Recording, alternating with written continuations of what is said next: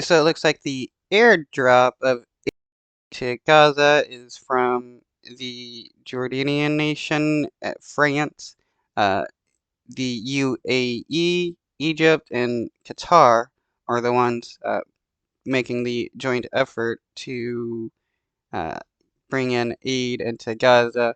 Weird with it being Qatar, but it's great that there are some nations trying to help the Palestinian people, um, even with the Israeli government and others doing all they can to prevent any aid from getting to the people in Gaza. Now they just need to send in troops into Gaza and the West Bank to help protect the Palestinians and keep the IDF and Israeli settlers from killing everybody. A lifeline for Gaza falling from the sky. Crates filled with ready-made meals and badly needed medical supplies arriving by the tons. It's a joint effort between Jordan, France, Egypt, the United Arab Emirates, and Qatar, who teamed up to load up cargo planes with aid, put them in the air, and then get supplies on the ground, where the situation grows more desperate by the day. No humanitarian aid. Though it's sad that people have to go this far just to provide aid to a group of people being slaughtered by a gun when it shouldn't be this difficult. It's just truly insane. It has reached the north since 23 January. That's over a month now.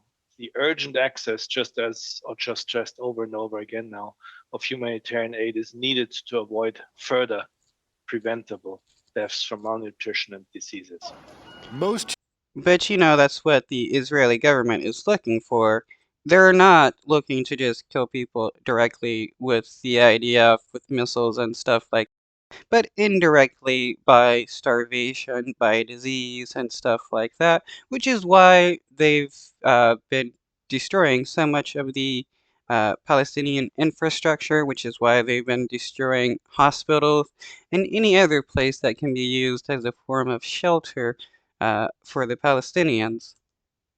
humanitarian aid for Gaza comes through the Rafah border crossing with Egypt by truck. Although trucks are crossing the border, UN agencies say just a trickle of aid is getting to those who need it because of a cumbersome inspection process by the Israeli military.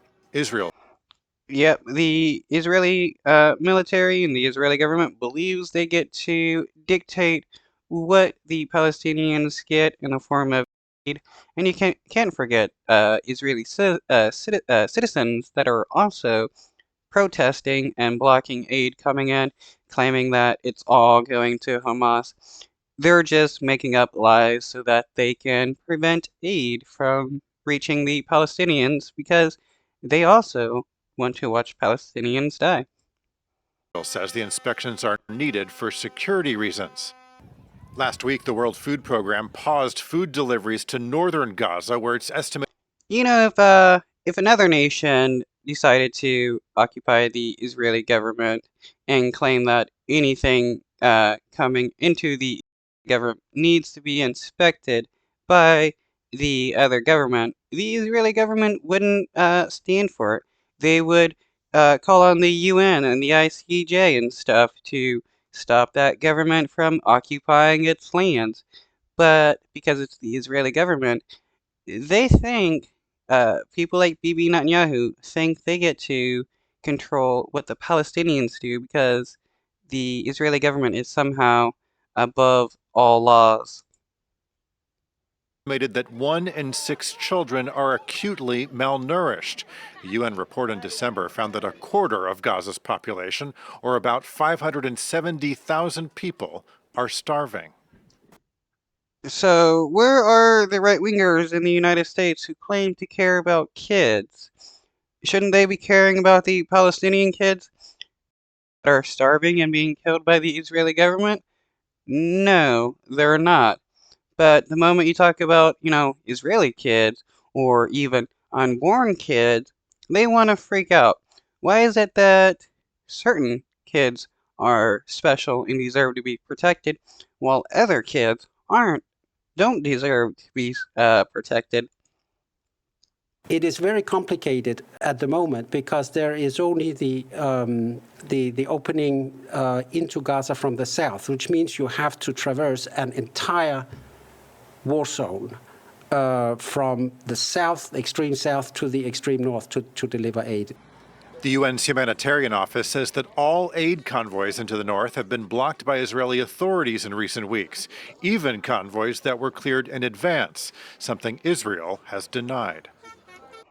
Yeah, the Israeli government loves denying any crimes it commits because, hey, if you deny it, uh, you don't have to admit it.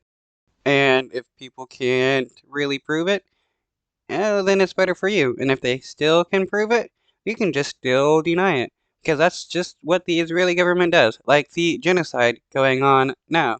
They still deny that they're committing a genocide, even though the ministers of the Israeli government continually talk about a genocide openly.